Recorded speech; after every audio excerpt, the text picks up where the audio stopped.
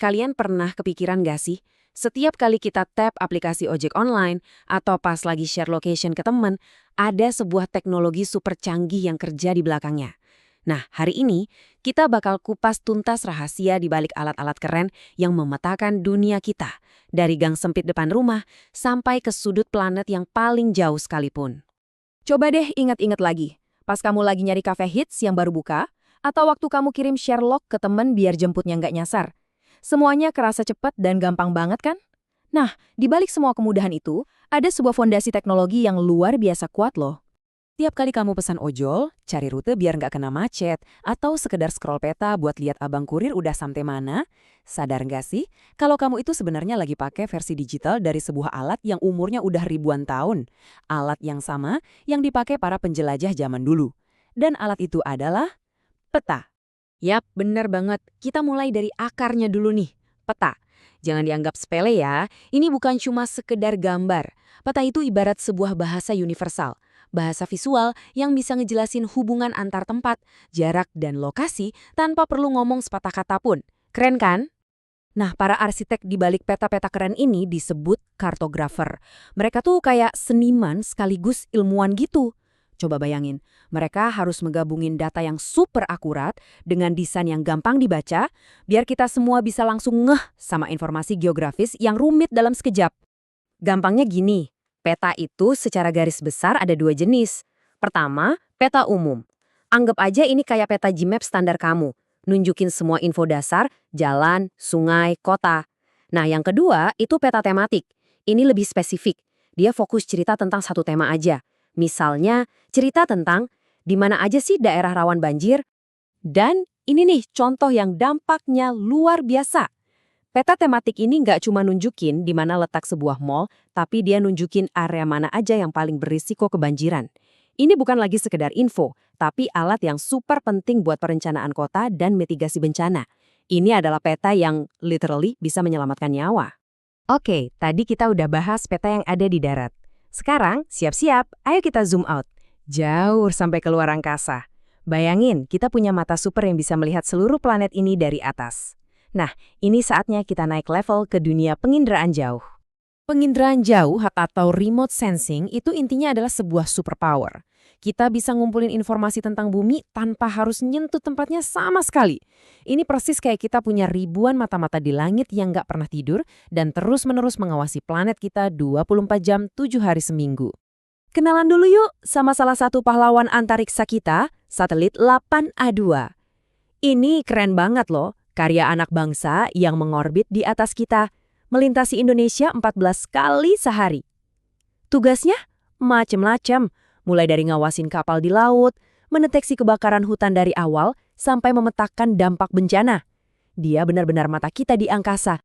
Terus gimana cara satelit ini melihat? Sebenarnya logikanya simple banget. Bayangin gini, matahari itu kayak lampu senter raksasa. 1. Sinarnya kena objek di bumi, misalnya hutan. 2. Hutan itu mantulin lagi sinarnya ke atas. 3. Sensor di satelit yang super peka nangkap pantulan sinar itu. Dan 4. Data pantulan tadi dikirim ke bumi terus diubah jadi gambar yang bisa kita lihat. Gampang kan? Nah, diagram ini ngegambarin persis satu yang barusan kita omongin. Dari matahari sebagai sumber energi, energinya mantul dari objek, terus ditangkap sama sensor. Jadi, gambar yang tadinya mungkin kelihatan teknis banget, sekarang jadi lebih masuk akal kan? Intinya cuma satu, menangkap pantulan energi. Hasil dari proses ini namanya citra. Ada dua jenis utama, citra foto, gampangnya ini kayak foto udara biasa yang diambil dari pesawat pakai kamera. Tapi yang lebih canggih, itu namanya citra non-foto. Ini nggak pakai kamera, tapi pakai sensor gelombang kayak radar. Kelebihannya, dia bisa melihat nembus awan tebal, bahkan di malam hari, dan bisa mendeteksi hal-hal yang nggak bisa dilihat mata kita. Beda level.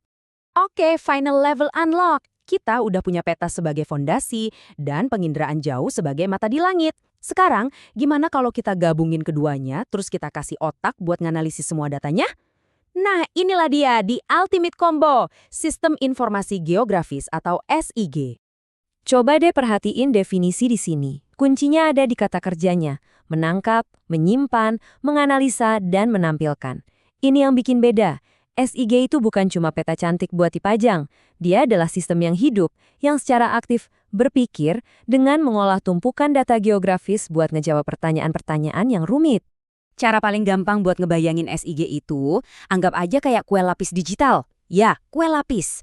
Setiap lapisannya itu satu jenis informasi. Lapisan pertama peta jalan, lapisan kedua peta sungai, lapisan ketiga peta persebaran penduduk, dan seterusnya. Oke, kita coba rakit ya. Lapisan paling dasar kita taruh data populasi. Dari sini kita bisa lihat di mana orang-orang tinggal dan seberapa padat wilayahnya. Di atasnya, kita tumpuk lapisan kedua, peta bangunan dan jalanan. Nah, sekarang kita udah mulai bisa ngeliat infrastruktur kotanya kayak gimana.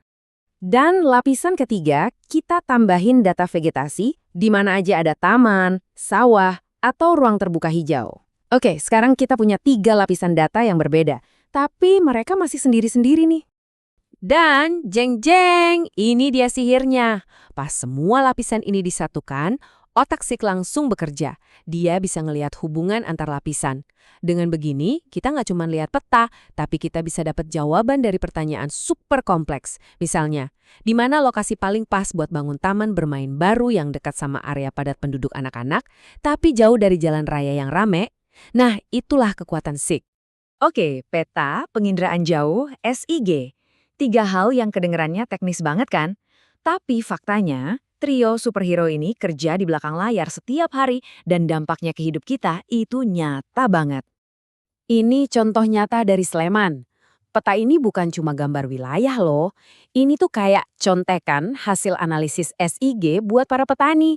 Peta ini bisa ngasih tahu, tanah di daerah kamu ini paling cocok buat nanam salak. Jangan dipaksa nanam tadi. Ini adalah teknologi yang langsung ngaruh ke hasil panen dan kesejahteraan mereka. Jadi ingat ya, Superpower Toolkit Geografi ini, peta itu buat bantu kita paham di mana. Penginderaan jauh buat kita bisa lihat gambaran besarnya dari atas. Dan SIG itu buat ngejawab kenapa dan bagaimana, biar kita bisa ngambil keputusan yang paling cerdas. Jadi mulai dari penanganan bencana, ngerancang kota masa depan, sampai mastiin abang ojol nganterin pesananmu lewat jalan tercepat. Semua alat ini adalah otaknya. Pertanyaannya sekarang bukan lagi apa yang bisa dilakukan teknologi ini, tapi dengan kekuatan sebesar ini di tangan kita, inovasi apa yang bakal kamu ciptakan selanjutnya?